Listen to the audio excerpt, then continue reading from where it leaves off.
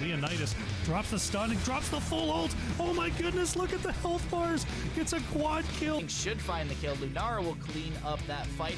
Oh my god, I can't believe it. It is going to be Soul Shield. You gotta be kidding me. And Raw to take the 3v1, gets one, looking for the second. Crispy is popping off. It's like that Blizzard may connect with 4 people. Lady Ronin!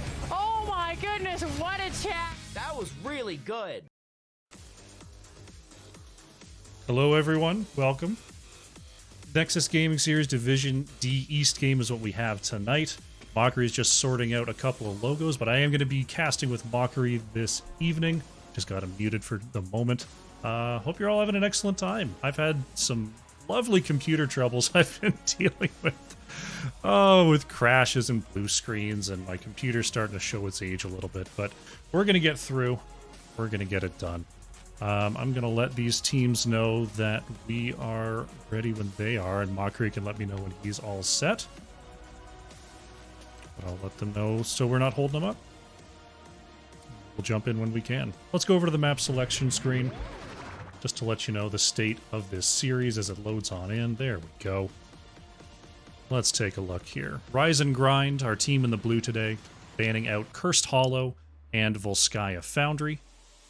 We've got Brickhouse in the red, banning away Braxis Holdout and Towers of Doom. We're going to be starting on Tomb of the Spider Queen for game number 1. Bring it back. Bring it on back. And once the players are ready, we'll jump into the draft. Alright. Alright, Mockery is ready. Hello. We're here with the so draft. Good to be here. Those are, and they always seem to happen right when it's super inconvenient, you know? That never happens. That never happens right at the start of a nice night of leisure. No, it's like, hey, you've got this tournament you need to cast now. Yeah, it's like instant loss. Oh, great. So we are going to see the draft mirrored here at the start. We're going to see that Rhaegar ban. We're going to see that Johanna ban. And then it was the Stitches first pick for Brickhouse. And then we will have to see what the response to Stitches will be. I gotta say, when you open up with a Stitches, you really are showing that you're not going to have a lot of peel for your backline. Stitches' best bet in protecting his allies is always just really a usage of Gorge to try and save their life, but very often that's not exactly how you want to be using it in certain scenarios. So the enemy team can opt for a bit of aggression, like you said, with heroes like Muradin. Muradin, one of the most diving capable tanks in the game, and those are 2 squishy backliners paired with a tank that doesn't have a lot of peel for that backline. I'm not saying I want to see a dive comp, but I want to see a dive comp here, Crush. I'll have to see if Rise and Grind can put together the assassins to get back there, because yeah, Alex draws a Mephisto. Not exactly the greatest at running away here. But we are in tune with the Spider Queen. If you can manage the map right, you've got some pretty short distances to run. We'll have to see how this draft develops here. Rise and Grind gonna get rid of the Vala. Just a good damage dealer overall. Respect that. Yeah, it's just Vala occupies one of those spaces as just kind of never being terrible, you know? Especially right now, you know, she's not in her absolute just reign over the meta that she was in the past with the infinite strafing, with the W stacking to Kingdom Yes. Come. We're out of that era now, and Vala exists currently in a place of just being generally solid. Just, I feel, like Leoric, honestly, on the other side right there. So, 2 completely understandable bans, if you ask me. Leoric, just a good hero right now, can possibly throw it in tombs to deny, you know, Gorge runaway type combos. So right now, I mean, Anduin going to be pretty good at saving Gorge targets if, you know, they're not too far away. Burden doesn't mind being back there. Sonya doesn't mind being back there either. Last Dispatch going to lock that in, and we've got ourselves a Nazebo coming on in from Eris. Not one that we get to see an awful lot. Zebo is always just a delight for me personally, from the voice acting to the feeling of scaling and just increasing in power over time. And personally, maybe this appeals to the actual Diablo and Torchlight player in me, but the fact that every Nazebo ability is summoning someone else to fight for you is just the funniest concept to me. Guy does nothing on his own. And from a flavor standpoint, From a lore standpoint, I can respect. Anyway, we see Zarya Blaze round out the draft for Brickhouse on the right side right here. So we've got a solo carry Mephisto here for Brickhouse. This is not something that I've seen before. We'll have to see how they do it here. I mean, Mephisto's damage is somewhat reliable, but can, you know, definitely fall off if you're not careful. As Brother Nature gonna lock in the Greymane as last pick here. I like the damage combination of the Nazeebo Greymane here for Rise and Grind. I think Muradin and Sonya are going to be able to go in the back and mess him up. I think, you know, the Blaze Zarya might present a bit of a wall there, though I'm not really sure how Brickhouse gets the kills here. Yeah, I was thinking the same thing. You know, I'm looking at the draft of Rise and Grind, and my first thought is, hey, this damage structure, popping my cam off, by the way, here, this damage structure in Greymane and Nazeebo and Muradin and Sonya can play extremely aggressive. Greymane is always able to follow up from great distances, especially with the buff to running wild at level 13. Nazeebo's Ravenous Spirit has a very long range. Muradin, of course, himself is one of the classic divers, and Sonya can always jump just like Muradin into the fray with her leap. So if you wanted to, you could build this totally aggro. But then I go and I look at Brickhouse, and I see they got really tanky with their last two picks here. You add in the addition of the Zarya and the Blaze, the potential for bunkers, for shields that give move speed, and remove cleansing effects. There is just so much counter in terms of peel added to the draft at the last second. I am indeed curious, though, to see how they handle both the team fights and the macro, and it feels always really awkward when you're lacking in both of those at the same time. But there is an interesting back and forth happening here between the two team comps that we see. Have to see how they clash here. We're loading into game number 1 here in this Division D East matchup. On the left in the blue, we have Rise and Grind. Brother Nature's on the Greymane. Last Dispatch on the Sonya. Life DG on the Anduin. Eris is playing the Nazeebo. And we've got Azrael Abyss on the Muradin. And I'm going to cheat on this part like I always do and open up the scoreboard. Oh, yeah. And we've got Zest.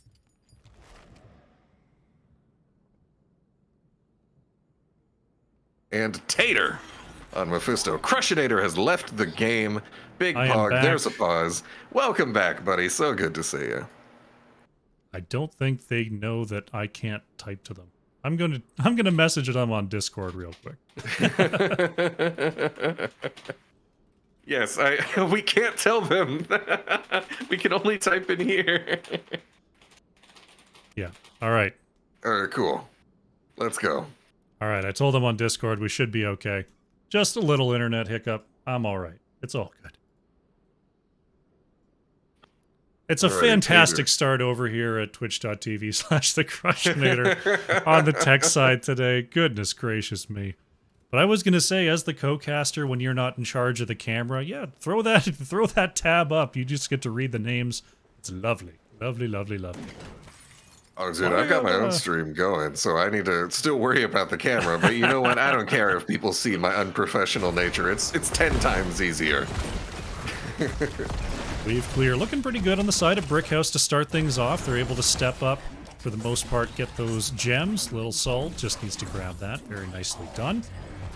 Yeah, I mean, I think the rotations are going to be really interesting here. If Nazeebo feels safe enough to step up and grab those stacks, if Rise and Grind is able to interrupt the rotations of this sort of Zarya rotation at all here. Right now, we seem to just see an early advantage from Brickhouse in terms of the rotations getting to where they want on time. And what I must note is that with 1 minute passing just now, all of the camps are up, and we don't see anybody going to them. And I'm just thinking to myself, realistically, yeah, there's a macro advantage for Brickhouse, but the early advantage is likely going to go to whichever team breaks off and starts to do these camps, especially before it means risking giving the other team a turn-in, because at this stage of the game, neither team is even close to getting a turn-in, so you know that if you go take a camp, you're not giving up anything really serious. So that's going to be what I'm looking out for as far as the macro goes in this match right here.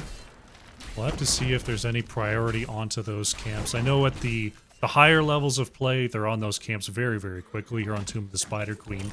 Here at this level, sometimes they're just honestly straight up skipped. they're focusing on these rotations, they're focusing on getting their gems and staying together. But we'll see if anyone manages to break off. I know, you know, with a Greymane on the team, you'd love to see Brother Nature get back there and get those camps pushing.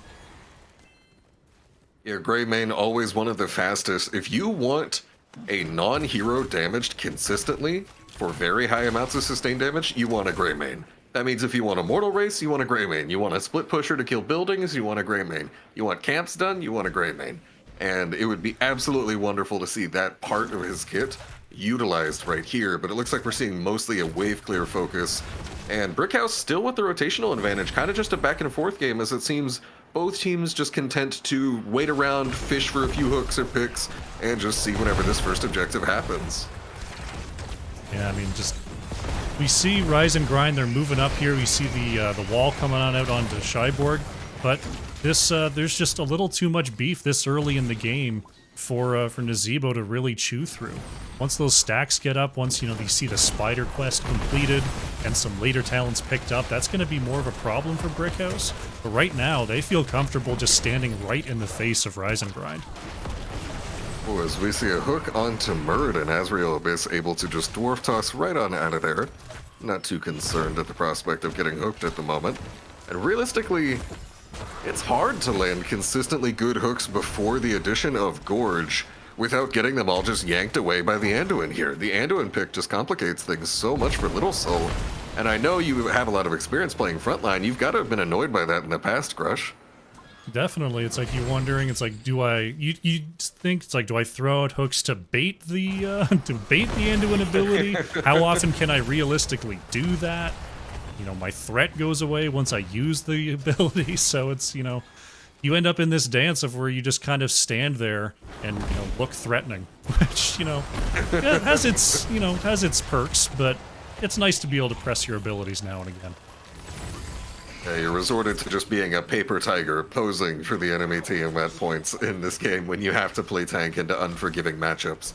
And I know that all too well as somebody who's basically made a career out of playing farm the tank heroes.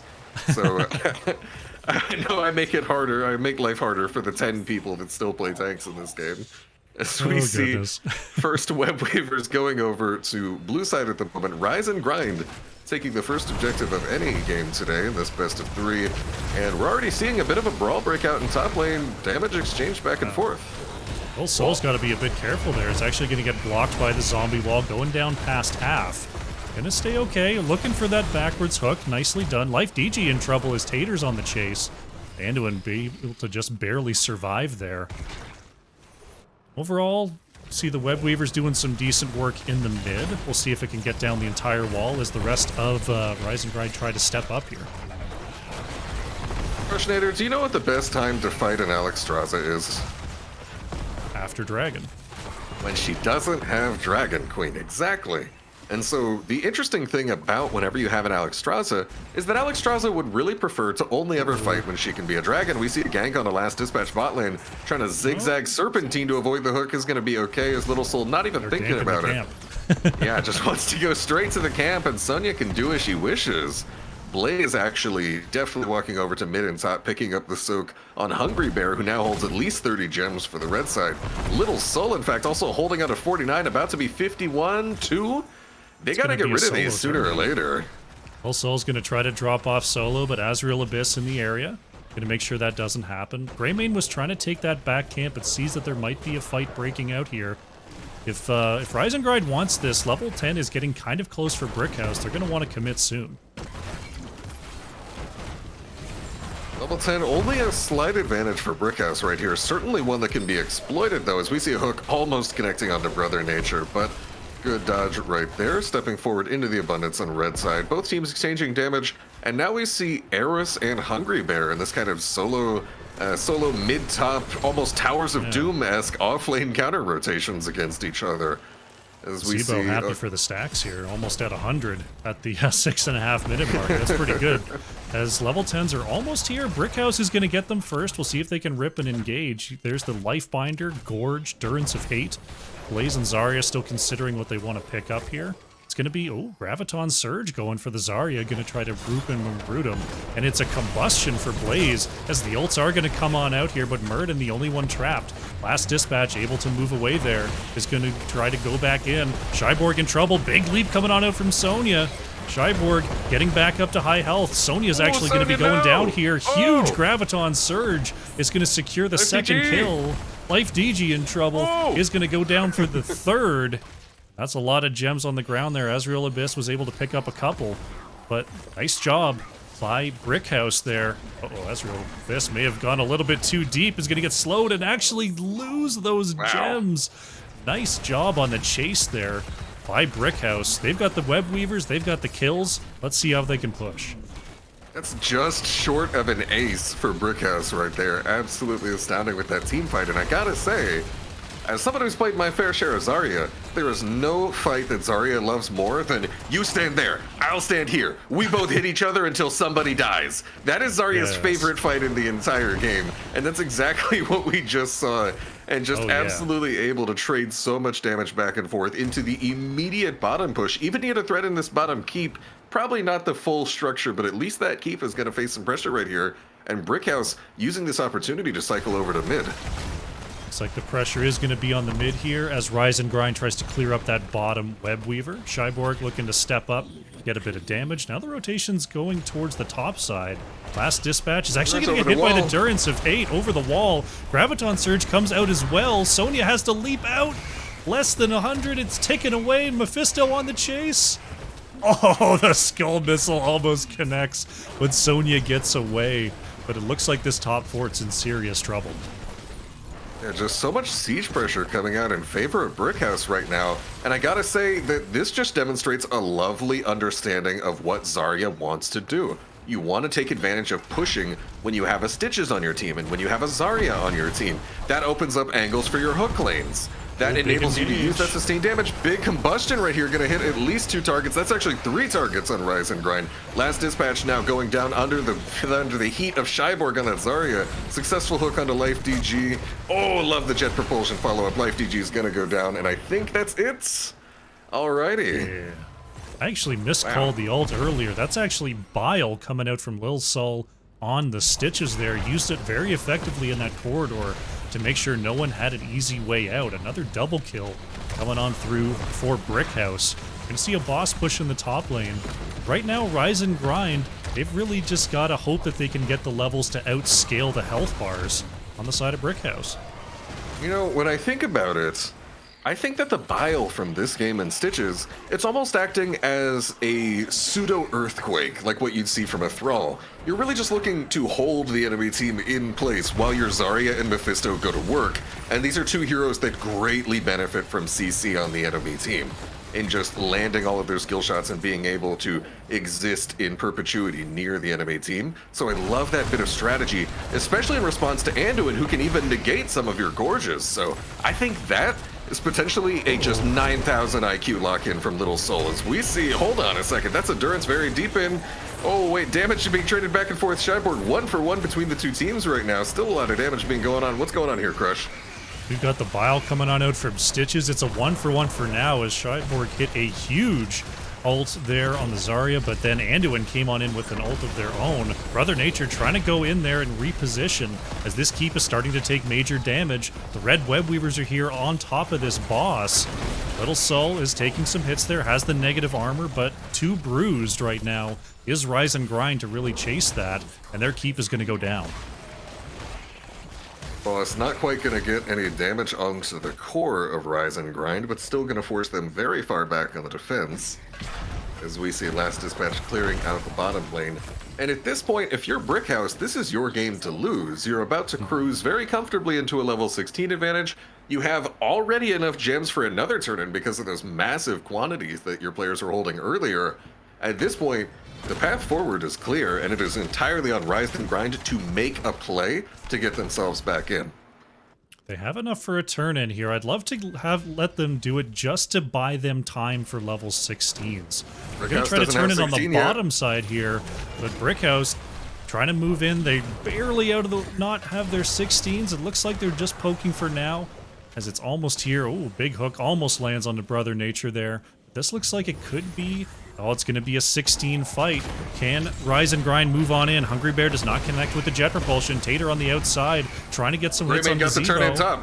Greymane actually able to turn in. Nice eye there as Lil Sol almost hitting a hook once again. And this is a pretty good situation for Rise and Grind. They may not get an awful lot done with this push, but what it does buy them is time to get an even Talontier fight before they have to defend again. You know, I gotta say, I think that the move to have the Greymane go for the top turn-in was just genius. Hold on, we see a hook onto Brother Nature. A lot of damage being traded back and forth again. That's a combustion onto so many heroes. Gets blocked. Oh, there's a huge Anduin ult coming out from Life DG, saving a ton of health there, but can they turn it into more? Hungry Bear connects with the jet propulsion. That's going to be it for Anduin. Nazebo is the next to go down.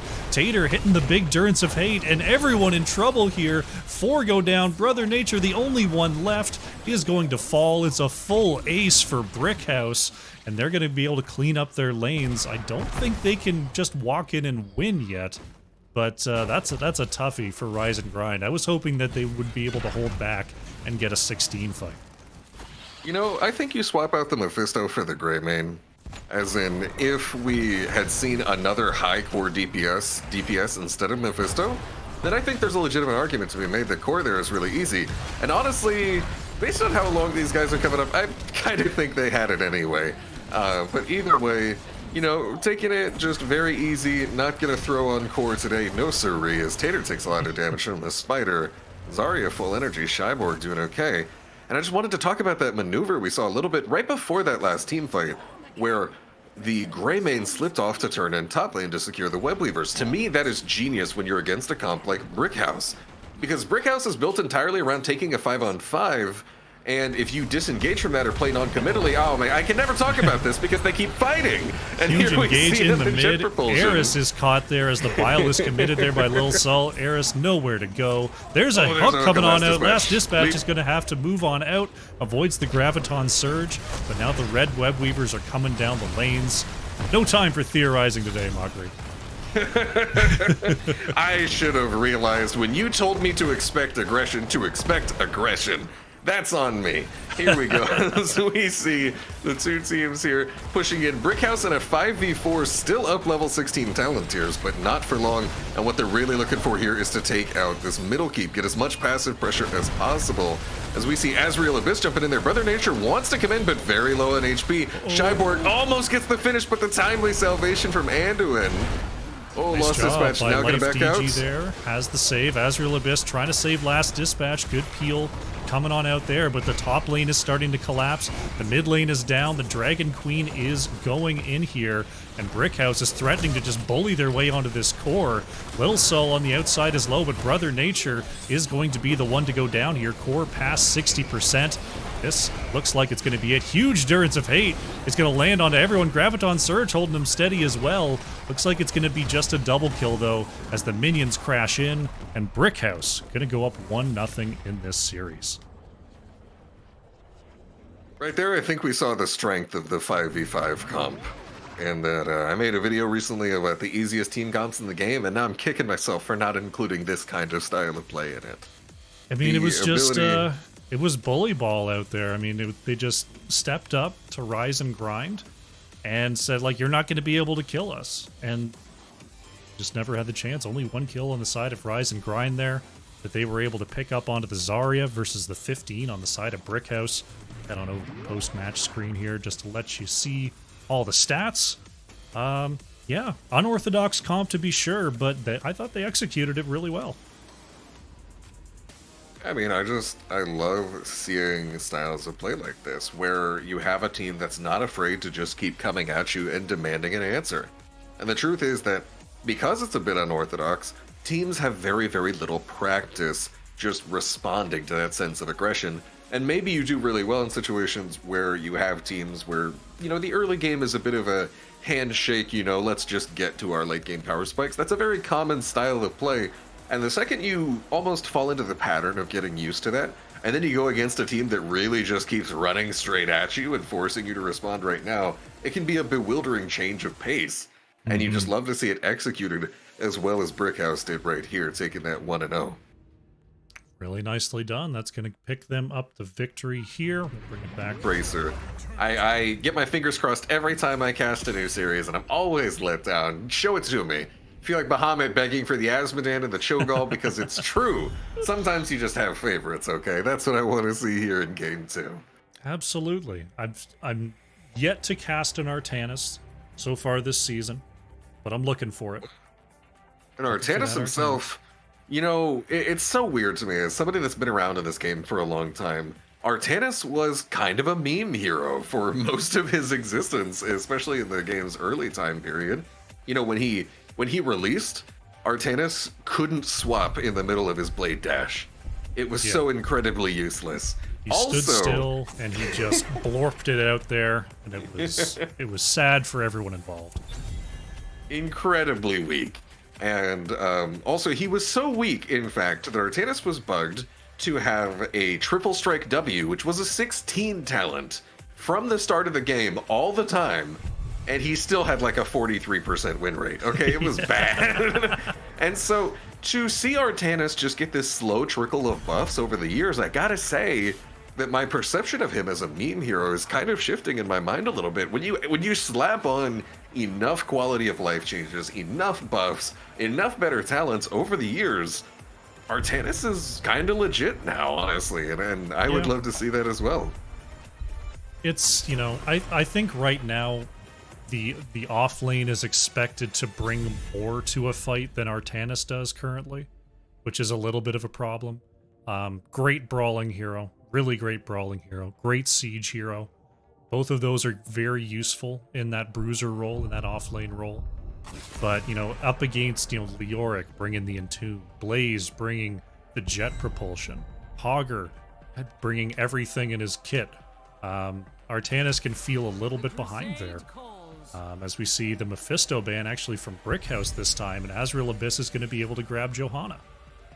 You know, you mentioned the general strength of the off-lane role, and the whole time I was waiting for my triple HP bar dinosaur, which you seem to have forgotten, I think. And just the off-lane role, true to what you said, is in a period where you've got a lot of carry picks, as we see, speaking of carry picks, Rhaegar on the side of Brickhouse, and Cyborg moving from a different character that used to shield others, from Zarya to Tassadar. Wait, this hero doesn't shield anymore? Ah, God. Where's my lifesteal button? Double dang it, coming on out from Cyborg, but why can't I promote the catapults? I think the task walls here on Battlefield can introduce a lot of complications and positioning around the objective, which will be interesting to see. Especially Rhaegar, on just defense. Yeah. Just walling the enemy team in, and suddenly that stun that you thought you could avoid, nope. You actually can't walk over it, and now Tass has caught you. You can even see that lead into black hole combos. Even just getting hit by a double Psionic Storm Shock Ray combo from Tassadar hurts anybody on the roster. So definitely a lot of potential to play around that Fog of War and do some big damage. But I will say, it's hard to do big damage like those combos when your opponents get to just stand a mile away. And who stands a mile away in this game? Chromie. So we'll see what happens. I really like the Chromie response here from Rise and Grind. I played a lot of Chromie a few seasons ago for one of my old teams. Johanna is my favorite tank with Chromie, because Johanna doesn't do heavy repositioning, just moves them slightly and makes them slow, which is exactly what you want when you got that Chromie back there. So I really like this start here from Rise and Grind, as there's that Zarya ban coming on out. Cyborg already picked, but they might do something, so we gotta ban that freaking Zarya. Nicely responded to, as Brickhouse actually took out that Sonya. They didn't want the leap onto that back line coming on through this game. See, what I'm wondering is, Cyborg has already picked Tassadar, so were they afraid that someone would trade the Tassadar pick away and give Cyborg the Zarya again, or are they just afraid of the Zarya in general? And there we see the triple HP dinosaur himself, Tahaka, picked up right there by Little Soul, getting off of Stitches this time.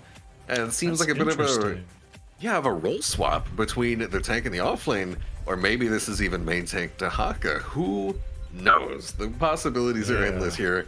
Brother Nature going to be on Raynor. Wouldn't be surprised to see him pick up Exterminator, the level 1 talent that helps him burn non-heroes.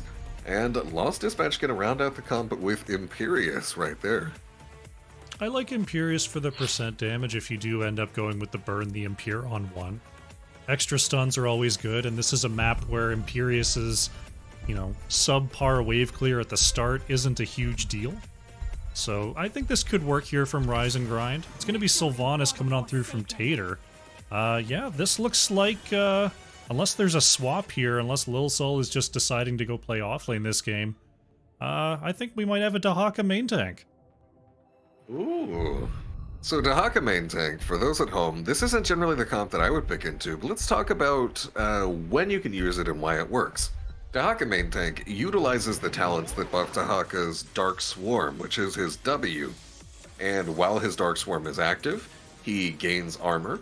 Dahaka gains actually 50 spell armor, which is a ridiculous amount into mages, and dealing damage with his Dark Swarm reduces the cooldown of Dark Swarm. So if you just stand on top of the enemy team forever, then you can continually keep that W out, maintain that spell armor forever, and you effectively get to be immortal in the presence of mages. You add in the fact that you get a second health bar from your essence, and a third health bar from your adaptation, and that is one of, in my opinion, the most fun tank builds in the game to play, specifically when you're against double mage DPS, because mages are the ones most unable to hurt a main tank Dahaka. We don't really see that here because we see on the side of Rise and Grind that they have a Rainer rather than a second mage, and he's one of the most classical auto-attack DPS heroes in the game. But that's essentially how W build main tank Dahaka works, and what it's good at. We'll have to see if that is indeed what's going to come out here as we get into game number 2. On the left in the blue, it is Rise and Grind. Azrael Abyss on the Johanna, Life DG on the Brightwing, Eris is on Chromie. We've got Brother Nature on the Rainer, and Last Dispatch playing the Imperius.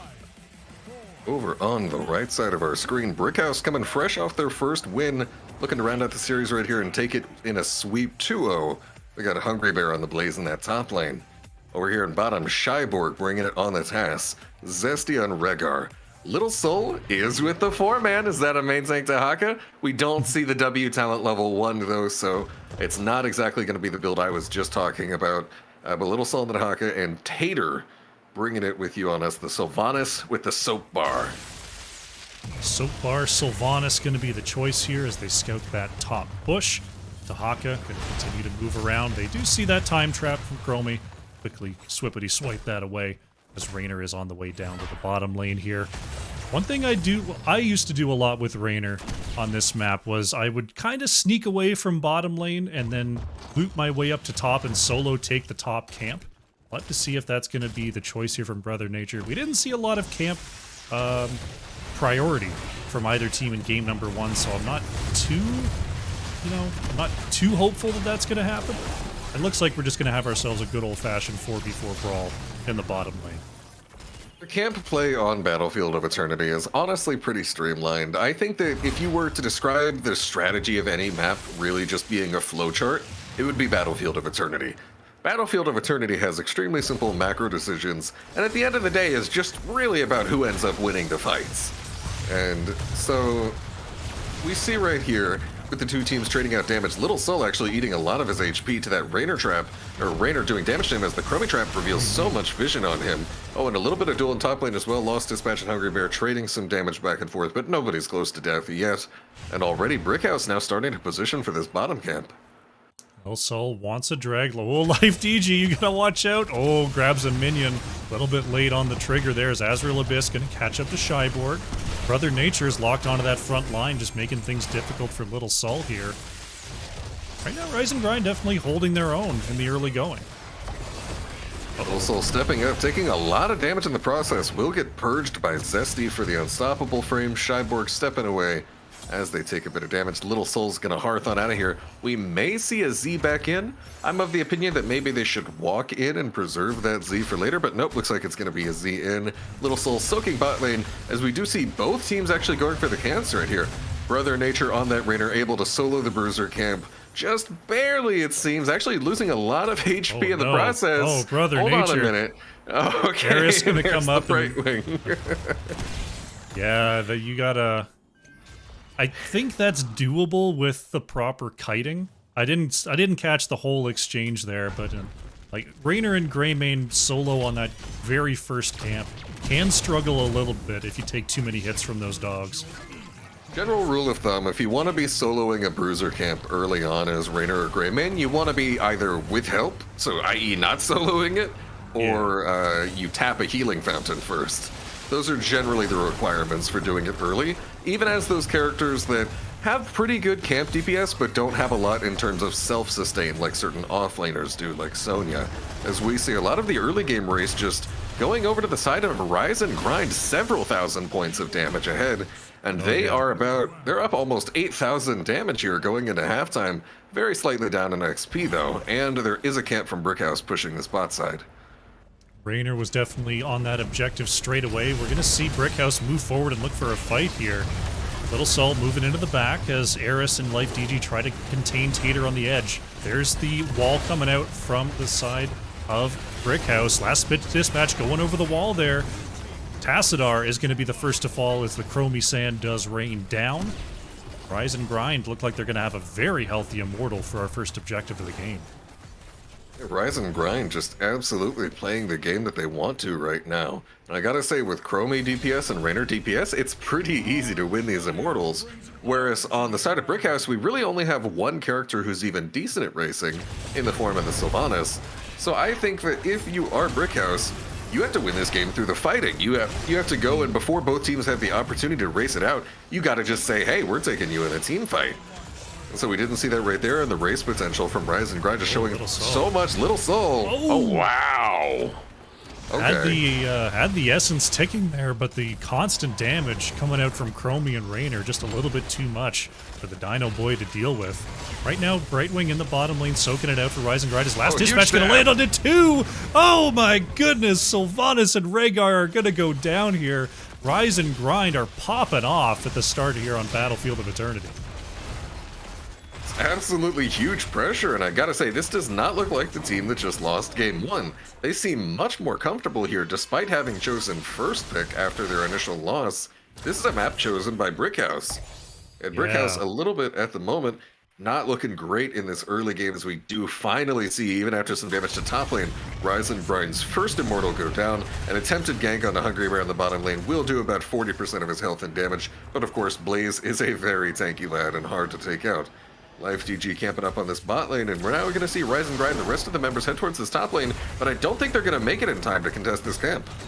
Last dispatch was thinking about going in there, but Little Soul had the interception. Brother Nature mounted is going to put a little bit of damage onto Dahaka, but the rest of the team not quite in range to follow up there, so top camp easily goes over to Brickhouse.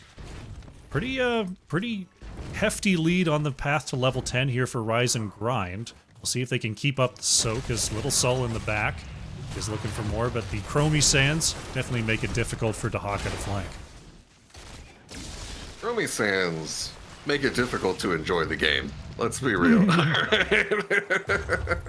As we see, there's a reason the community got creative with their nicknames of Chromie, is all I'll say. As we see Rise and Grind getting close to level 10 with their EXP advantage at the moment. Both teams eyeballing around these bushes, around this fog of war. Little Soul taking a lot of damage in the back. Zesty not going to get stabbed by last dispatch just yet, but both teams hanging around at the moment. Brightwing getting that soak onto top lane for Rise and Grind, getting them close to level 10, abusing that global, knowing that they still have the pressure of 5 members in the bottom lane. And now we see Rise and Grind with this level 10 advantage, actually forcing the siege camp at the moment, using that advantage, knowing this won't be contested, going into objective number 2 of the game. I'm loving this play coming on out from Life DG, is really understanding well what a global is meant to do, allowing Last Dispatch to use that Imperious threat with the 4-man here. Looks like Brickhouse is finishing up their camp. Zesty taking a couple of extra hits there. He's going to have to tap and find their way back.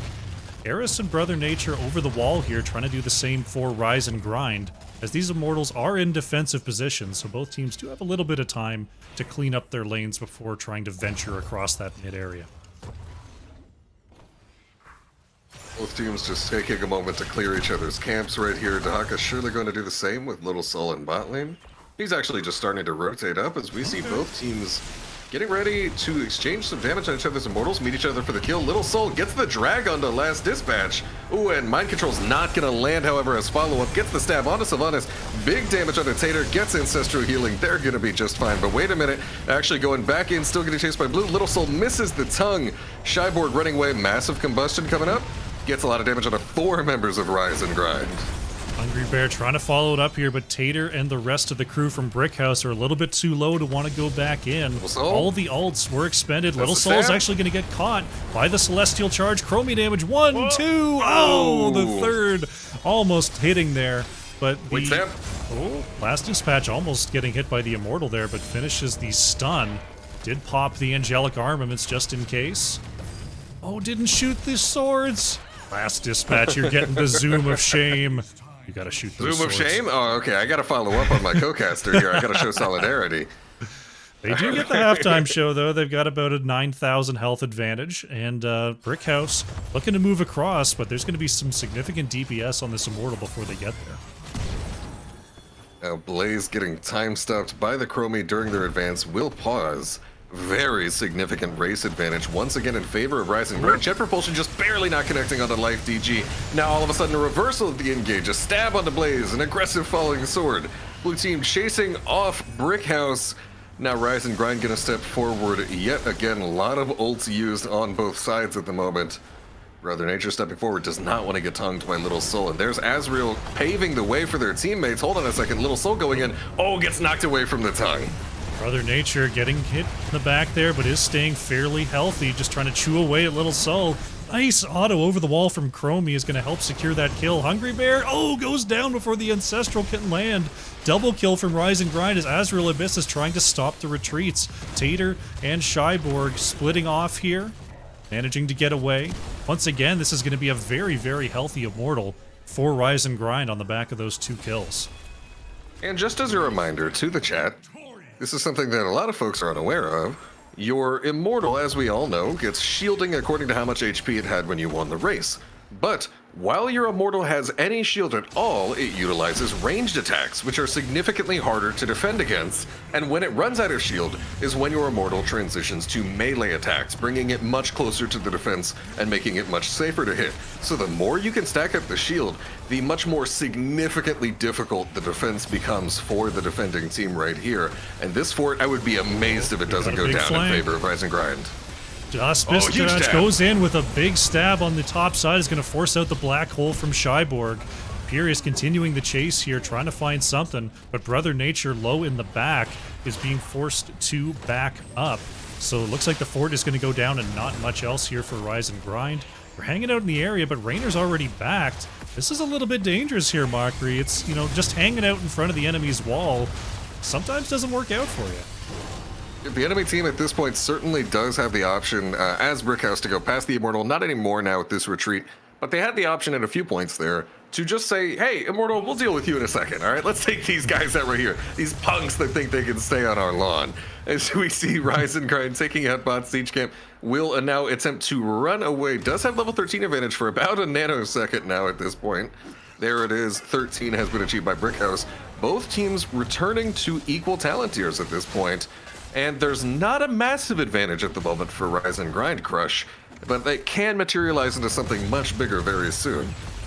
Furious is grabbing that soak in the top lane, has the safety of the wall, as we see Brickhouse is coming through on a rotation. Imperius staying mounted here, just freezing that lane. Like, it's good knowledge coming out from Last Dispatch, knowing that there's no real reason to clear that up. Uh-oh, we've got a big invade though coming on out. There's the Chromie slowing Sands as the adaptation is popped by Little Soul. Chromie is caught in the corner and taken down. Azrael Abyss did commit the falling sword there, but could not get the save. Imperius is starting to show up to this fight. Nice stuns coming on through. Azrael Abyss, the next to go down. Life DG, great blink, but it's not going to be enough. It's a triple kill for Brickhouse as they just can't stopping. Moving on to this left camp. Yeah, the Lonely Island movie, Pop Star, never stop, never stopping.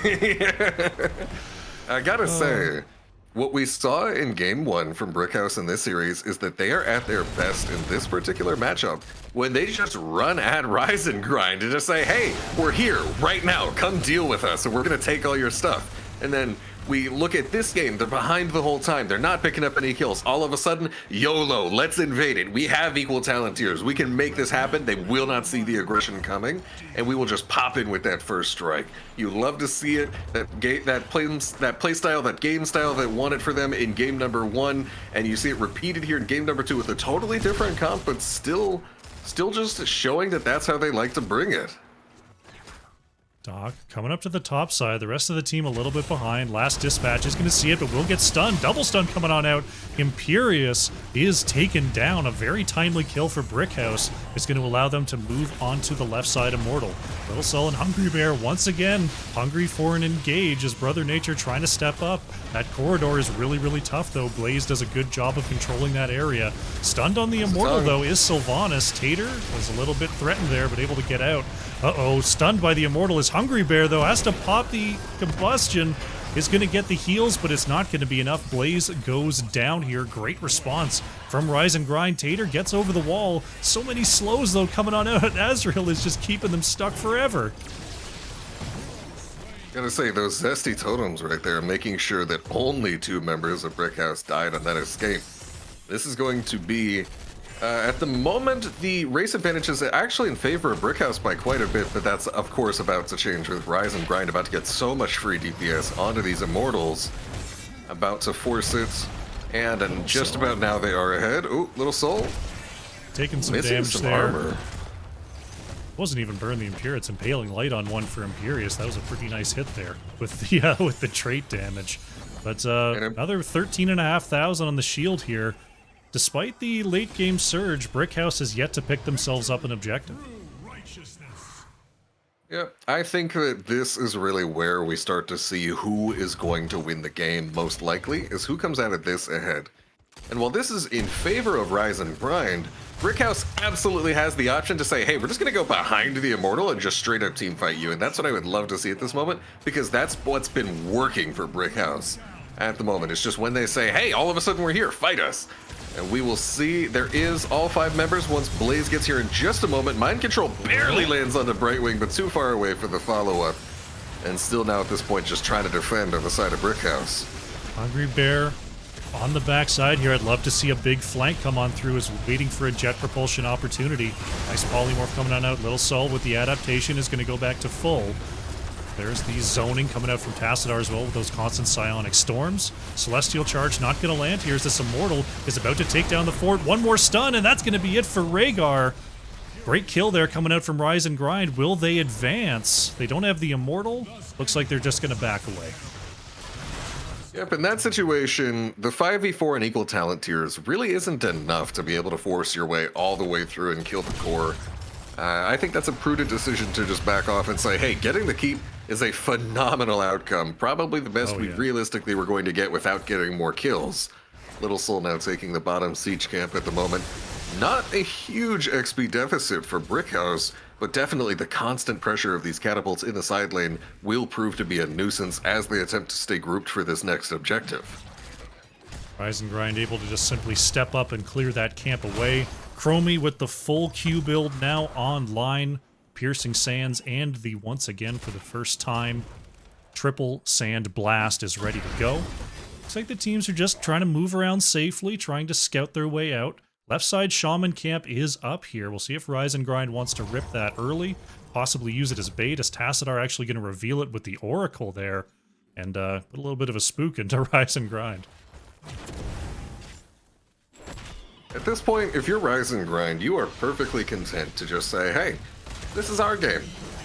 Okay, we just need to not make mistakes and we will cruise into victory. If this game goes even, this game goes in our favor. In terms of just sitting around, playing defensive, letting those catapults push out the top lane, maybe even sending a hero to clear it out on that side lane right there. At this point, the game is yours if you just let it come to you. Going to move up to the top side here, look to clear out the lane before they get onto the Immortal. Same thing on the bottom side. Brickhouse is set up to try to clear this lane. You see the Oracles being used by Shyborg to make sure it's safe to up there.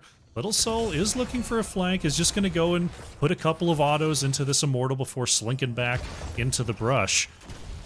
Brightwing is actually getting some push in the top lane. I love this. Once again, Life DG with the global pressure here. Just a little bit of damage to get that catapult moving to really put the timer onto Brickhouse here.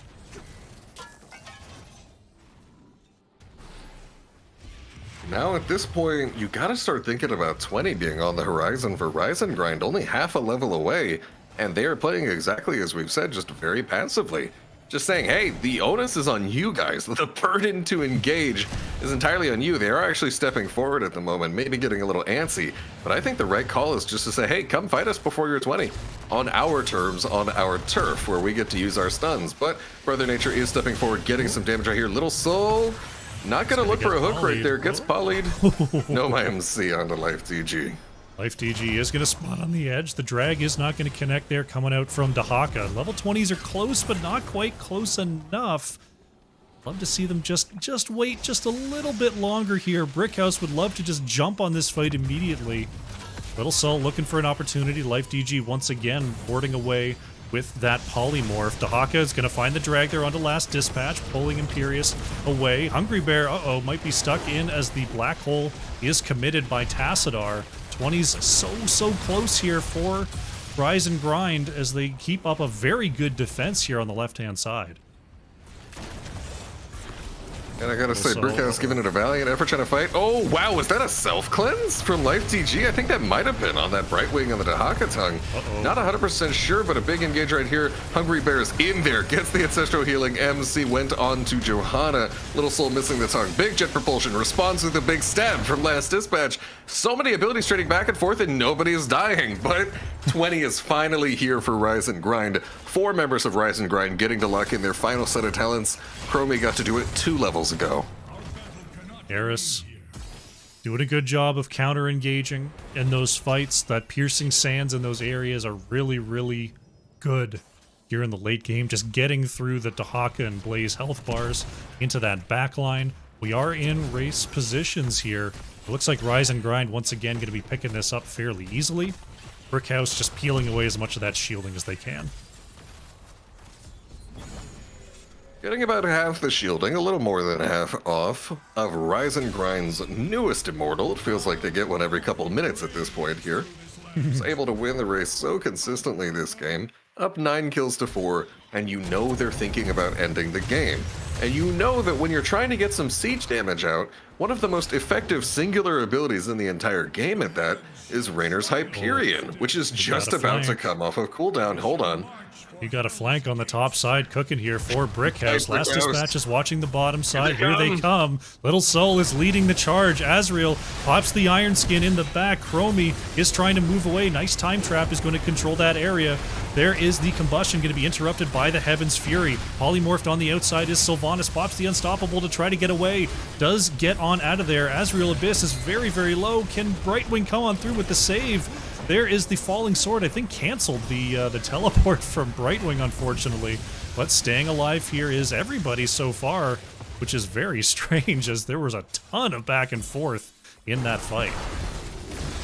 Once again, this is a positive outcome in favor of Rise and Grind. Anything short of a positive for Brickhouse is a positive for Rise and Grind as this game carries on. This core becomes easier to backdoor. There are now 2 lanes of Catapult, doubling the amount of passive pressure that Brickhouse is going to have to deal with, and this game continues to just be a smooth ride towards and seemingly inevitable Rise and Grind victory right now. But of course, anything can change if Brickhouse just manages to string a solid 2 or 3 successful teamfights together, but their window of opportunity is certainly getting smaller and smaller with every passing play that we see right here. Rise and Grind just moving around the map, just forcing Brickhouse to be on the back foot. Eventually they're going to run out of camps to take, and we'll have to see what the setup is going to be then. As we see Brother Nature on the bottom side just clearing that camp away real quick. Top lane is going to have to be dealt with as the Shaman camp is going to be moving into the wall there. Dahaka was thinking about engage. That's one thing we've been counting on Little Soul for. Little Soul is always ready to get in there for a fight. Always has the vision on that flank. That's how you like your Dahaka players to be, especially when you're doing so much fighting near bushes, which Dahaka is able to abuse to get the extra move speed from his trait. and really just run anybody down and try to go for anything. Hold on, here's an attempted engage. Walks right over the time trap, does not get time stopped, misses the tongue onto Wait a Eris, who minute. also dodges by no. swapping with Clone, but dodges into the fray. Eris going down, Brightwing going down. Oh It's no, a bloodbath.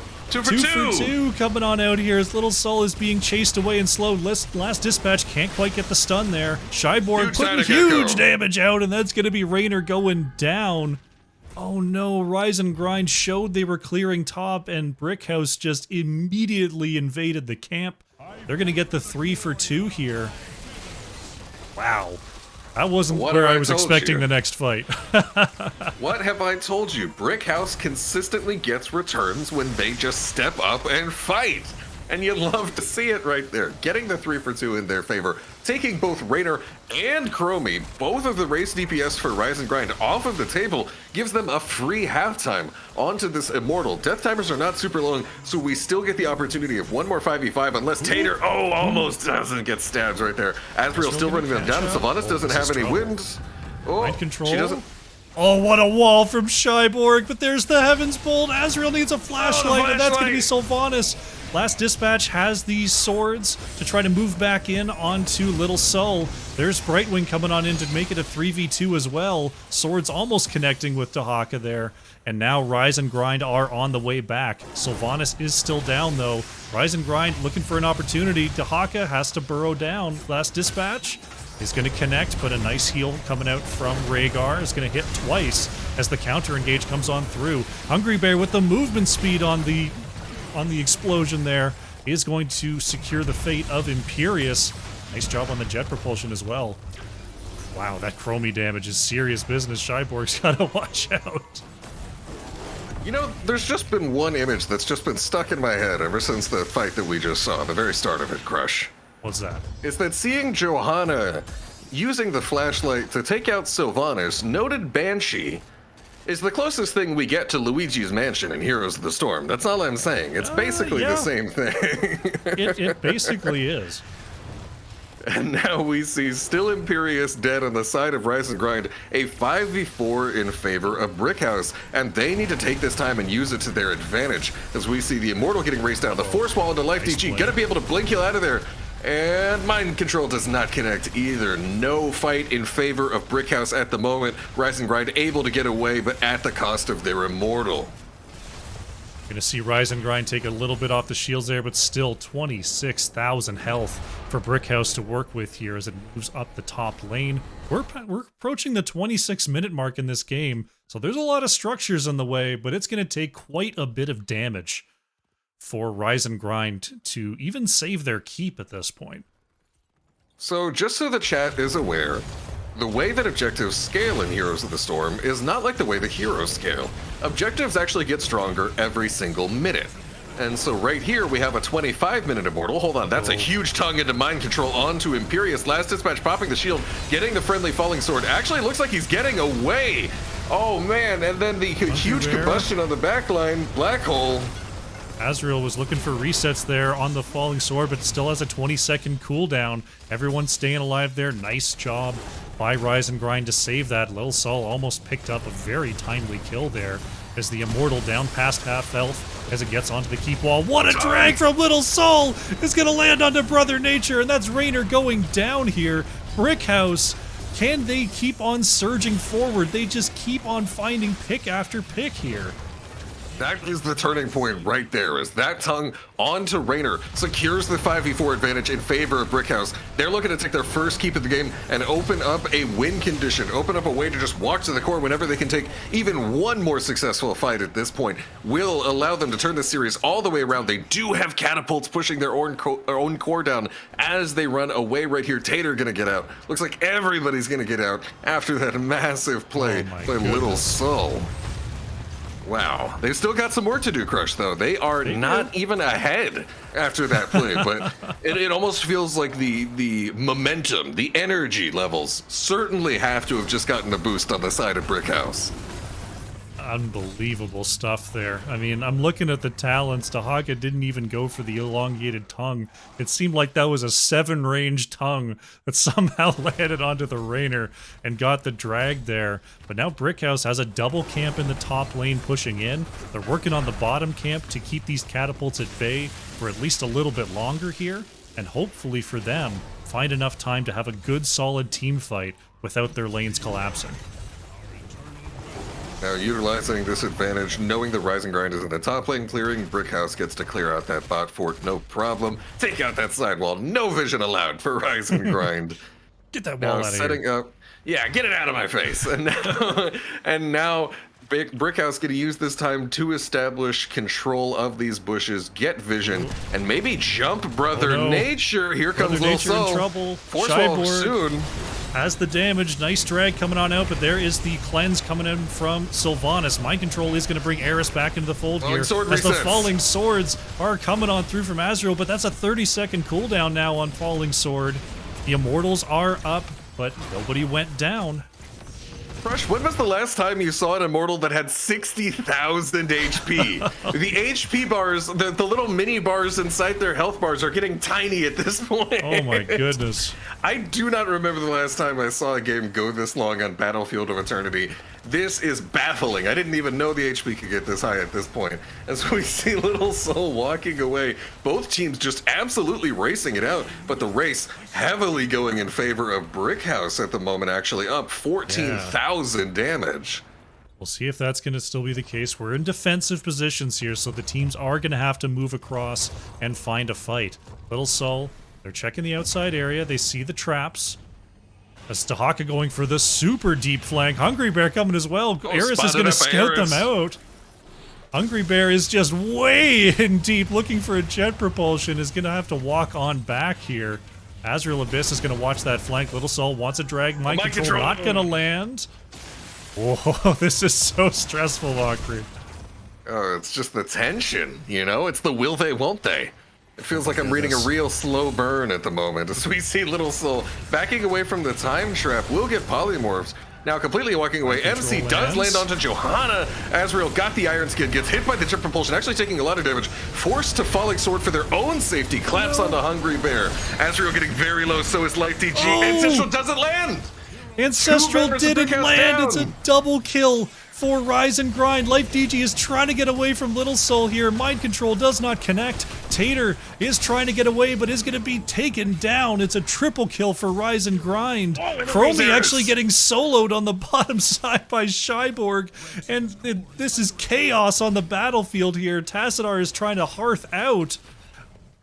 Rise and Grind with the triple kill. They're just gonna, okay, there they go. There they go. They're just gonna go in. They're not even bothering with the Immortal at this point. They say, bro, this has been 30 minutes and we're not even playing on Garden of Terror. All right, let's go home, boys. As we see the tongue from Little Soul, Life DG gonna be just fine. Distracted a little bit. Still 20 seconds. They've Core got shielding plenty of is low. time. There they go. Okay. All This should be unthrowable. I will be amazed if you mess this up, Rise and Grind. You're all getting the Zoom There's of the shame if you don't click record here.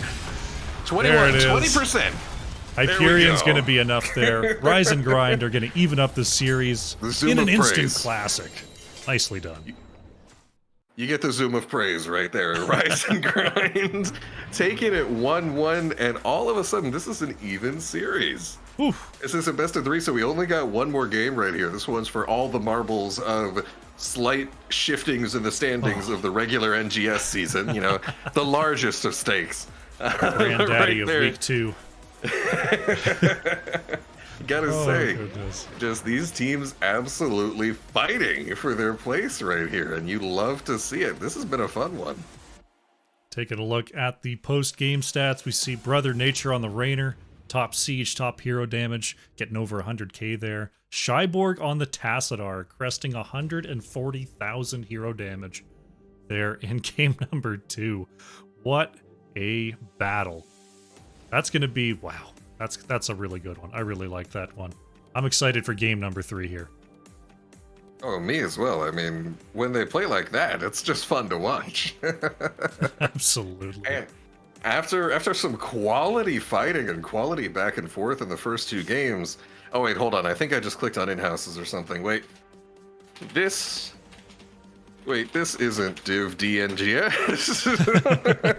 Y'all have fun. Oopsies. Alrighty, goodness gracious. Alright, bring it back to us for just a moment. As we wait for our next lobby, I am going to take a very short break because I realize I didn't grab any water. Unfortunate for me. So I'm going to go grab some water. I'm going to put my stream on a quick break screen. I will be back in just a moment. We will have a game number 3 for you soon here for Rise and Grind versus Brickhouse. Sit tight. All right, everyone, welcome back. We're setting up here for game number 3 of Rise and Grind versus Brickhouse here in Division D East. Mockery, that was quite the game number 2 on Battlefield. Game number 2, that was something. Like I was just saying while you were on break to my chat, that I came out of game number 1 and I was like, okay, Brickhouse looks like they've got a handle on this situation. And then just a total 180 on that right there from Rise and Grind. Absolutely looking like they've just got it under control with every single objective, seemingly. And this is another one where you really... You know, this one actually has got me intrigued now that I'm thinking about Alterac Pass in particular. Because what do we always talk about on Alterac Pass? That you have a camp to do every 90 seconds. Oh, yeah. And what have these teams generally been doing? Not being 100% on time with their camps.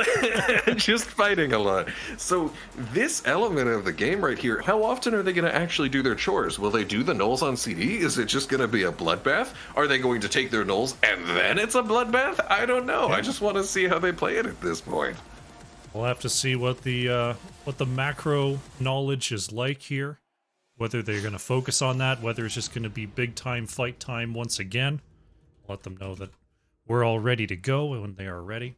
I'll bring us to the map select for just a moment. We are indeed going to Alterac Pass here for game number 3.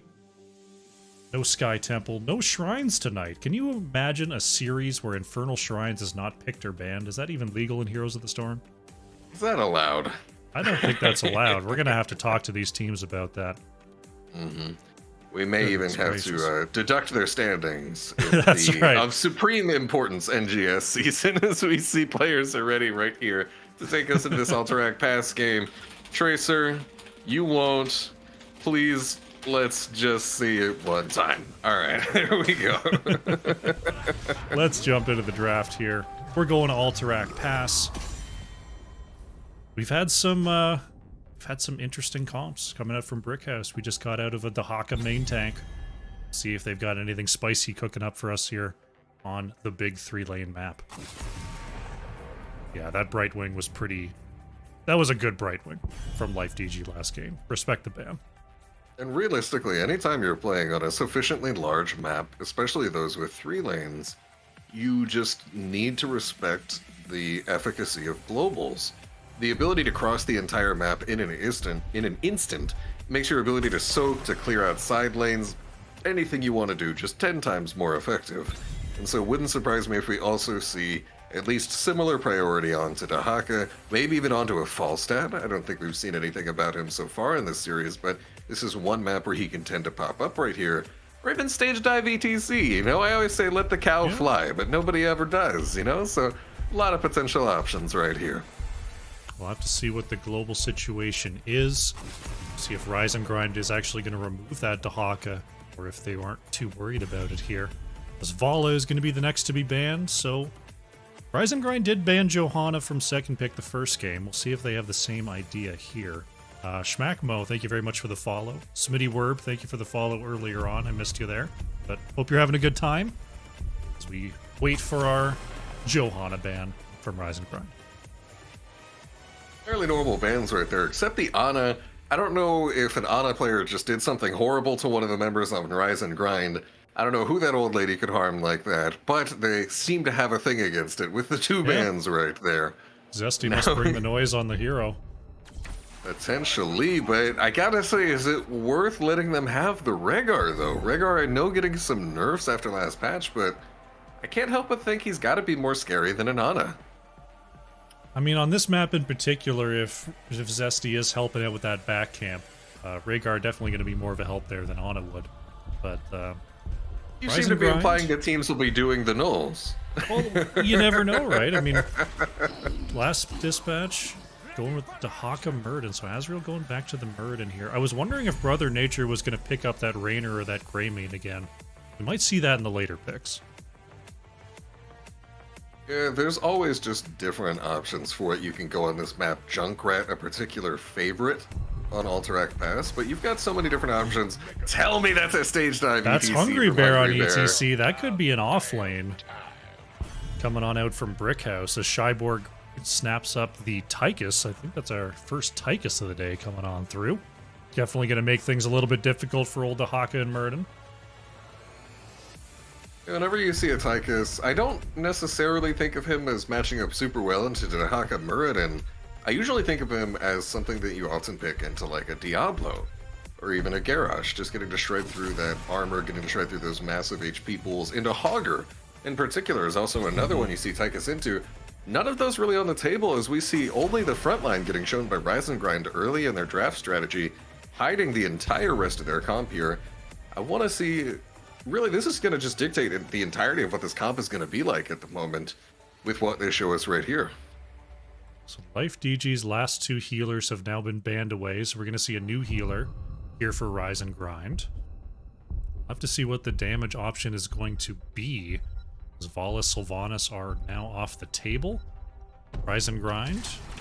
It's going to be the Rainer again here for Brother Nature, and Life DG is going to the Stukov. Brother Nature reprising his role on the Rainer, and I gotta say it makes sense, you know? And Oh, baby! Baby, let's go, Bahamut, this one is for you! Cho'Gall from... I was thinking, how are they going to mix up the tank role once again? They're just going to put two heroes on tank. Little Sullen Tater coming in with the Cho'Gall on Alterac Pass. Not the map that you usually think of for Cho'Gall, but so far Brickhouse have... not been limited by map choice when it comes to their compositions. If I'm being 100% honest here, I am extremely skeptical of this Cho'Gall pick. We will see. I mean, we will see how it works out. What's up? They've made some crazy stuff work so far. Maybe they've got the secret sauce, but yeah, I think the lane situation might be a little bit weird. Maybe Rhaegar's their main camp take, and they've got ETC, Cho'Gall, and Tychus sitting in lanes. Or maybe they just don't do camp and they just go fight. Maybe that's that's kind of what I'm thinking has to happen on the side of Brickhouse. Like, normally one of the major issues with Cho'Gall is that by fielding a Cho'Gall, you only have 4 bodies on the field. This complicates 2 major areas of the game. By only having 4 bodies on the field, it is significantly harder to pressure the entire map, i.e. to split your pressure, which makes sense. 2 of your heroes are tied together. And also, it is harder to prevent your backline from getting dived. I gotta say, right here, there's not a lot of dive threat on the side of Rise and Grind, but they absolutely have a lot of macro threat, and I think that the constant split push pressure that they deserve to be putting out this game when they draft Falstad Dahaka is going to be, or at least should be, the key to the game going up against this Cho'Gall. If you just always pressure the side of the map that Cho'Gall's not at, the extra DPS, the Tychus, is not particularly adept at clearing the side lanes, like a Junkrat would be, for example. So this, I think you live and die by the minion wave this game. But getting into the comps right here, moving past all that, we have a Rise and Grind on the left side, Azrael Abyss playing the Muradin, Last Dispatch taking the Dahaka away from Brickhouse after they used it last game, Life DG playing a different healer each game, now on the Stukov, Eris on the Falstad, and I believe that's everybody. How we got on Brickhouse here, Crush? Brickhouse, we've got Shyborg coming in on the Tychus, Zesty on the Rhaegar. Looks like we've got Hungry Bear on the ETC. We've got a little bit of a pause coming out there as Little Sol on the Cho. Had a bit of a disconnect. Tater on the Gall, letting us know about it. Go! All right, are we in? 3, 2, 1, go, press. Yes! Woo! We're in. There's that Cho'Gall in the bottom lane. It's Litator now. It's no longer Cho'Ator. It's Litator. Oh, yeah, because the name changed to Cho. We actually have a player. We're running the ship down there now. Yes, finally. Oh, it only took gracious. waiting several million years. I have partially fossilized in the time that we waited for Game 3 to start. So we see Eris pulling up on Hungry Bear in the top lane. Not a lot happening in this first minute right here, but again, our questions are soon about to be answered. When are we going to see pressure on those siege camps? Litater getting some damage on Last Dispatch in the bot lane right here. Gonna back off after dropping that runic bomb though. Nobody's going to null camps. Let's go. No null camps required here. That's one thing about the early Cho'Gall is like, even just sitting in the lane there, like you've got to kind of respect that Gall damage over time. You can't just kind of sit in range of all those abilities for too long. And I gotta say, with the different timing between the null camp, yeah, both teams now on it. Look at that. But gotta say, Rise and Grind right here only has a Muradin and a Stukov, and those are two of the lowest camp DPS heroes on the team. In fact, the two lowest camp DPS heroes on the team, I believe, are doing the null camp right now, so it's going to take them a while. Brickhouse is already done with their side at the moment, and Litater, taking a bit of damage here in this bottom lane, has also appeared to use their tap recently. Doesn't want to take too much damage here. Brother Nature getting a lot of shots in. Null camp pushing up the mid is currently uncontested as Muradin and Stukov attempt to finish this out. One more auto team, there you go. Camp taken here on the left-hand side, but the red camp is already on top of the wall here, so that's going to require a large response from Rise and Grind as they go ahead and clear that up. They are taking some, they are taking a little bit of a hit here. We'll see if they can get some counter push with their own camp. Last Dispatch taking a lot of damage in the top lane, forced to use that Essence. Litater continuing their campaign here in bot, finally taking out the entire bot wall. Less than 3 full minutes into the game, that is some very good macro pressure on the team that I said was going to get wrecked on macro, so I don't appreciate being made a liar of by you, Brickhouse. I gotta say, not cool, bro. We see Litater exchanging some hits back and forth in the bottom lane. Wait, are you gonna jump in? Nah, just winds the arm up a little bit. You know, do that little made you flinch, but no punch, right? Classic Cho'Gall maneuvers, just bully ball out there in the bottom lane. Prison camps are coming up here. Both teams were a little bit late on their camp takes, so they're going to have to wait a moment before jumping back on those. Looks like Shyborg and Zesty are headed back there to do that, though. So if they can get that done as quickly as they did before, they're going to have a significant timing advantage. Brother Nature and Brother Nature really having some trouble. Yeah, trading damage. Brother Nature also did a lot of damage to Litater, though. And I'm going to keep saying it that way the whole time because I find it kind of humorous. Yeah. And we see both teams. Actually, Brickhouse way ahead on their null camp right here. But while Brickhouse is taking the nulls, Rise and Grind taking the win now maneuver of just straight up going on this objective. Level 7, though, just around the corner for Brickhouse, who are advancing for the defense.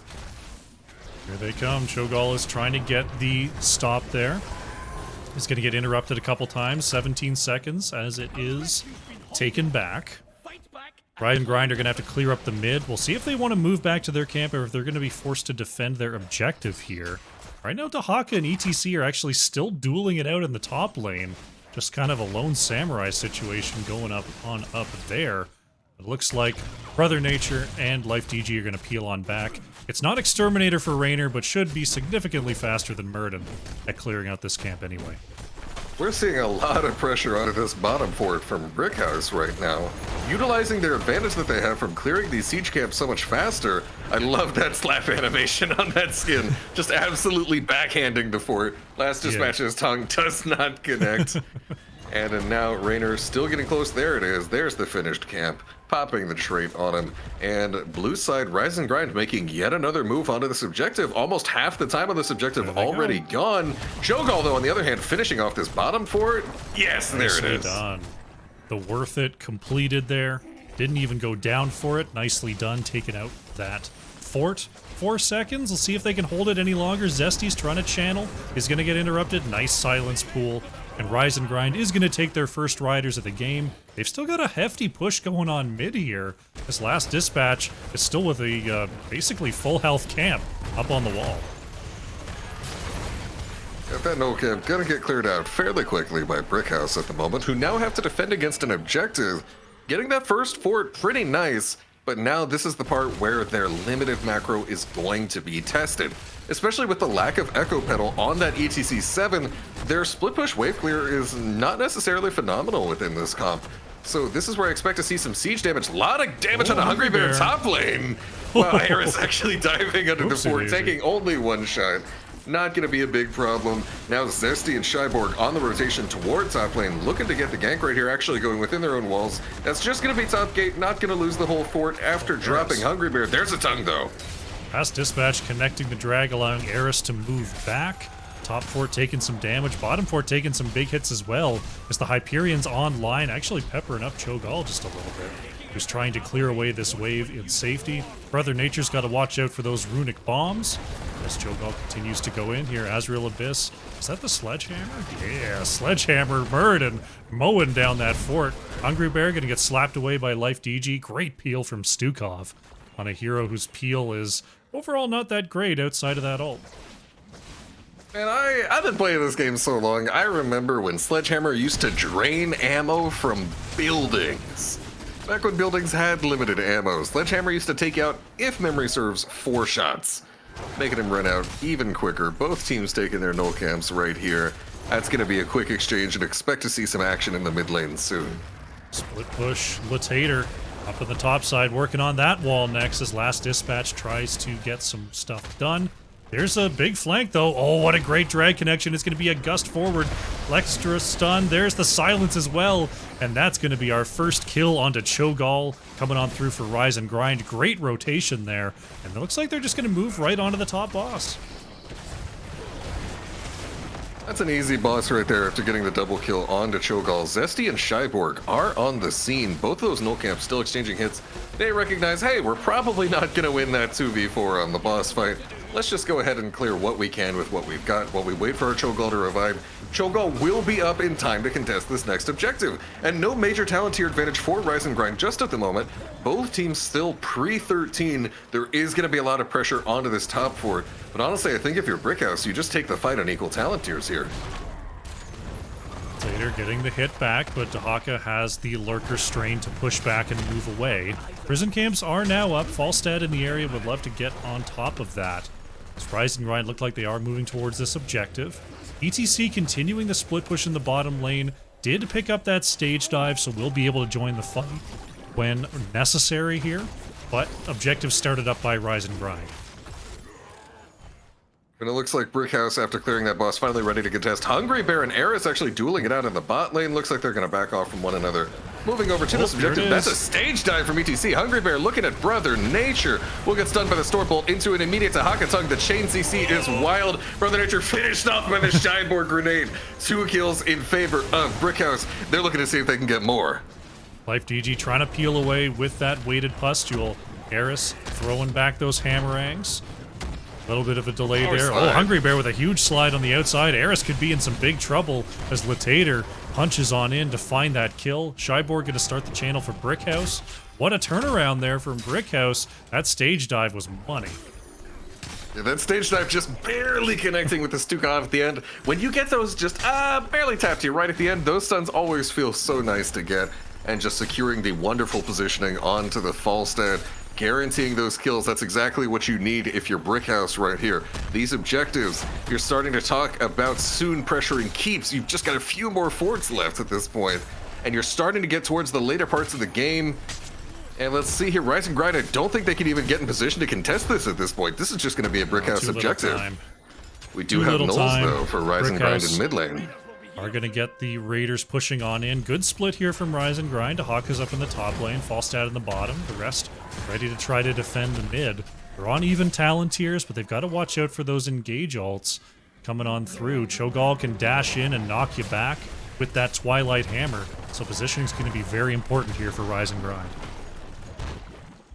And now just a strong push being set up with a very large minion wave in favor of Brickhouse, wanting to take out this mid fort, set up the pressure. ETC and Dahaka dueling it out a bit in top lane.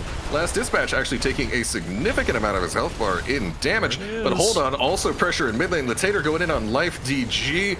Lots of Dread Orbs bouncing all over the place, but still nobody's dead just yet. Healing Totem has been dropped. Cho'Gall enjoying the percentage before he was max HP. And here's a gank onto Last Dispatch top lane. Last Dispatch gonna get cut off there by Cho'Gall. Diggs under, but doesn't have the Tunneling Claw speed just yet. Gets the well to try to survive. Is going to get taken down, though. Just way too much damage to deal with, as top fort will fall to this objective. Brickhouse going to continue to surge on forward. Another couple of waves, possibly some towers, and they might have their 16s. The 16's just around the corner yet again for Brickhouse. Oh my goodness, what a huge... What? Oh my reaction goodness. from Life TG, not able to finish anybody off, but wow, hitting 3 enemy players right there without even the use of anything like reactive ballista spores. Instead, he did indeed go fetid touch at one. Brother Nature, however, getting power slide. Oh, Gus, Nice so well Gus. timed. He's gonna turning be it around okay. with the Wow, silence. the grenade Oh. attempting the execute, not gonna get it. Wow. Cyborg almost had that finish with the frag grenade. But Rise and Grind will survive. They're still looking for their 16s. It looks like they're headed to this camp. One thing Brickhouse has shown is they're definitely willing to invade. They've got an angle here. Looks like they might be more worried about the boss, though. Yep, running straight to that boss camp. But I gotta say, I love this animation, this very childlike carrying of the toy horse by Cho. Yeah. And that carrying your mount somehow makes you run faster is still the funniest thing to me. I absolutely love just the pure flavor in some of these designs in Heroes of the Storm is out of this world. But I question the decision to have Cho'Gall just camping the bush the entire time. I think you need some of that DPS on the boss, and now almost everybody is here on the side of Rise and Grind. Falstad Zing in, as is ETC with the stage dive in the backline, and this is just a full-blown team fight. Cho'Gall trying to turn it around with those big ults coming out from Gall. Brother Nature able to get away there. Dread Orbs connecting onto Last Dispatch. We now have the stunning orbs coming on out from Cho'Gall. Hungry Bear almost engaging onto Raynor there. The boss has been leashed. Azrael with the Avatar is going to go in. Big Jaw. The Gust coming out a little bit too late there to save Raynor, and Cho'Gall with those big surging fists are just going to chase them down. Tahaka next to go down. Nice shove. Life DG is going to be caught, stunned, and killed. It's a triple kill for Brickhouse as they just keep on chasing forward. The objective is up and ready. They're going to have to watch their mid lane, but a boss right now is a possibility. Boss is absolutely a possibility. Coming off the heels of that triple kill right here. This time, not going to have those same concerns about Cho'Gall sitting in the bush, and it's just full-on DPS onto this boss right now. Hammer of Twilight coming in right here, helping get some extra sustained damage onto this. Knolls, however, for blue side, just one Knoll left, but a lot of Archer minions. Going to get some push damage onto this mid lane. And now let's see what Brickhouse does coming off this boss. Are we just going to go straight on objective? Looks like and ETC it looks like that's is going to be the peeling play. back to try to deal with that wave. Cho'Gall holding, or trying to channel, but is actually not going to be able to do it, as it looks like a double boss play is what's on the mind of Brickhouse right now. Rhaegar and Tychus headed up that way. Cho'Gall gonna have to peel away and deal with this second camp, as the bottom boss is gonna reach the keep wall. You ask me, one player on Rise and Grind needs to be contesting the enemy objective at this point. Needs to be starting it. The fact that they have every single player on their team dealing with this boss or getting vision means that they're not fully aware of what's being taken on the side of Brickhouse. They are not getting anything during this time period, finally stepping over to the enemy objective, but at this point it feels like it's too little too late. Brickhouse all the way done with top boss, and now going to be able to return to this objective and contest it with plenty of time left on the clock. Cho'Gall and crew are on the way. The boss pressure is going to start to march down that top lane. 40 seconds. Rise and Grind are actually trying to back off here and make sure they're not flanked. Litator on the top side is going to stop the channel at, oh, actually not quite, there we go, at 32 seconds. Now the boss is on the top keep wall. Top keep, actually. The wall is already down. They're already threatening that keep, forcing out the rotation, in addition to Eris, the global, also from Azrael, which means that without the main tank of Rise and Grind, Brickhouse able to just apply so much pressure here, and in fact level 20 advantage in favor of Brickhouse. And I feel like this is just a no-win situation for Rise and Grind. If you fight this, you lose because you're down 20. If you let this objective go, you lose because you're down 20 and defending against a siege. At this point, you gotta just take what fight comes to you and hope that you win it in spite of a massive disadvantage. Whoa, Cho'Gall going in way deep, looking for Brother Nature there, is going to peel back with the ult. That's a ton of damage, and Raynor is going to get taken down. Upgraded stage dive going to land onto 2 there. Nice slide onto Murden. Azrael Abyss caught, trying to stay alive, but will be taken down. Hungry Bear looking for more, as Cho'Gall with a great knockback on the Last Dispatch is going to secure a 3rd kill here. They don't have the objective ticking, but they might be able to just take 2 keeps and roll on through right here. Yeah, at this point, you can just straight up end the game. There's the reaction yet again. Not able to do too much. Harris pushed back. Oh, Shyborg doesn't commit with the overkill, is forced to move away. Mid keep is down, top keep is down. Rainer coming up soon. It looks like they're just going to peel back and look for the objective to help them win. Yeah, and I think this is the right call here. I think that you want to steal the enemy null camps as Brickhouse, take this objective, and just take the zero loss play. There is pretty much no way to screw this up. Once you get this objective, you're going to have the nulls, you're going to have 20 advantage, you're going to have objective, only one keep remaining. Rise and Grind at this point needs to make some kind of wild outplay to not just lose the series right here, right now. Knolls are starting to move forward. Rise and Grind moving up to try to clear. Bottom side keep is going to be the focus here for Brickhouse as they group up in the bottom lane.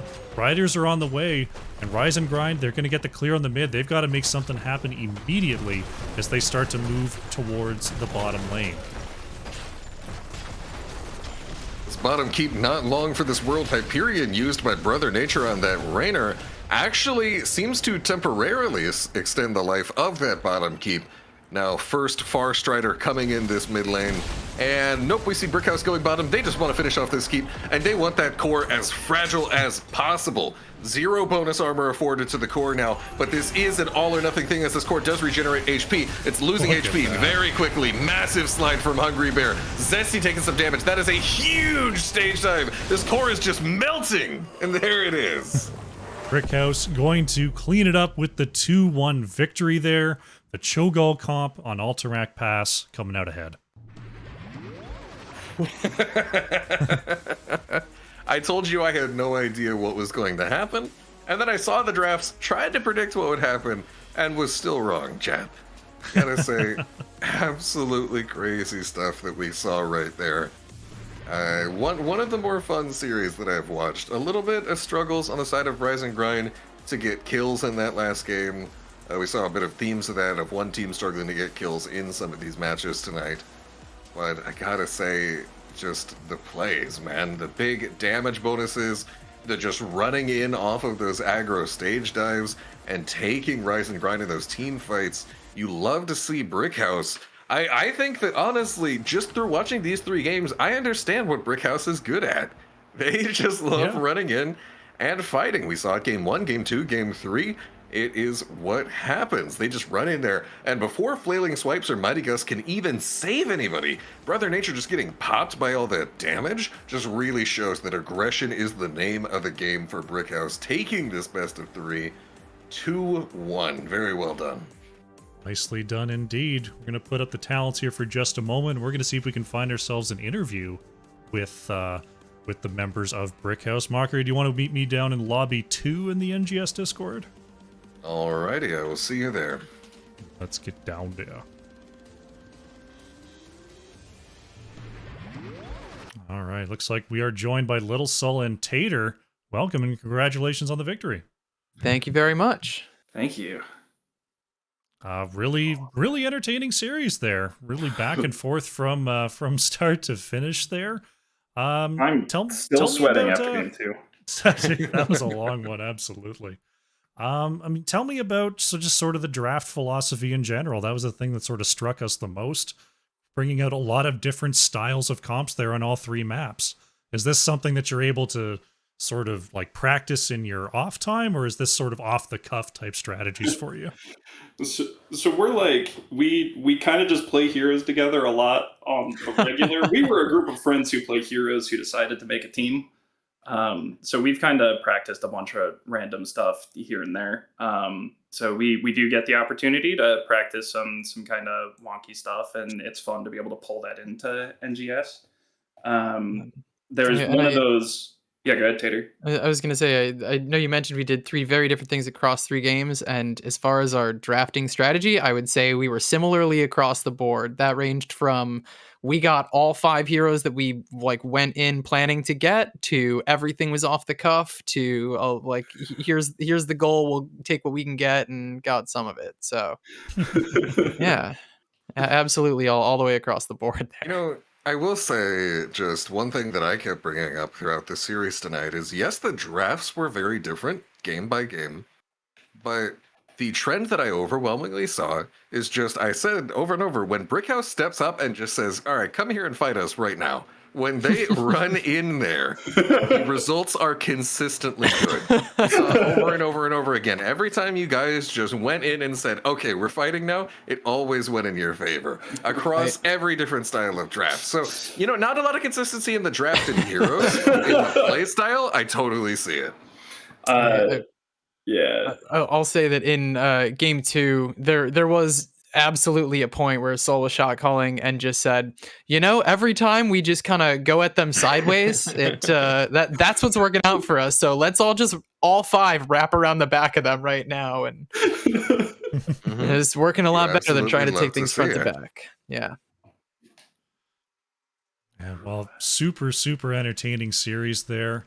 Thank you. Looking forward in sort of the schedule, are there any teams that you're looking forward to facing here in this division? I don't know which week it is. I also haven't checked which team it is, but a teammate of ours from Brickhouse last season, Dovetail, is our new rival on another one of the teams. We've chatted with him, and we're super excited to play against him. Yeah. Yeah. It should be very fun.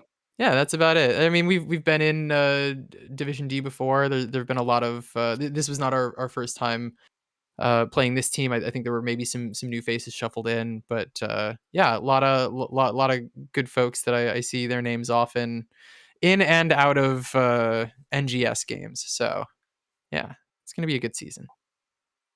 Fantastic. All right. Any closing questions, Mockery, before we wrap up? How spontaneous was the Cho'Gall? I must know. 0. This was our second Cho'Gall game out of 2 weeks in NGS. It is a common. So by 0, one might is say that it's our 0 signature. planning? 0 hesitance. So we went into that draft thinking it would be one of 2 comps, depending on what they let through. Honestly, part of it just depended on if they let Rhaegar through as a healer, because we were trying to pick that.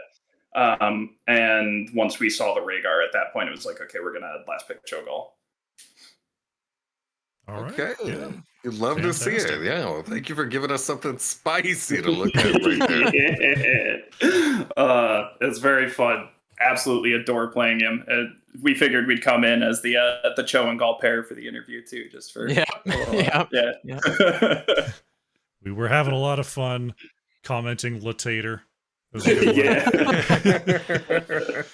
Once again, congratulations on the victory. Floor is yours. Any final shout outs you'd like to make? I mean, shout out to the couple members of our team who couldn't play with us this week. That's Moose and Dizzy Wingman, our captain. Anything from you, Sol? Yeah, I mean, other team put up a hell of a fight. That second game is probably the longest game we played in NGS. 31-minute game. Stressful. Absolutely love playing against them. So fun. Also, thanks for casting us. It's going to be a lot of fun to come back and watch this game. Yeah, anytime, man. Like, the invoice is coming through either Zelle, PayPal, or Cash App, whatever you guys use. Oh, goodness gracious. Well, Tater, Lil Sol, thank you so much for coming on by. Congrats again on the win. Thank you, guys. Good luck going forward. Thanks so much. Thank you so Have much. a good one. Yep. All right, Mockery, I'll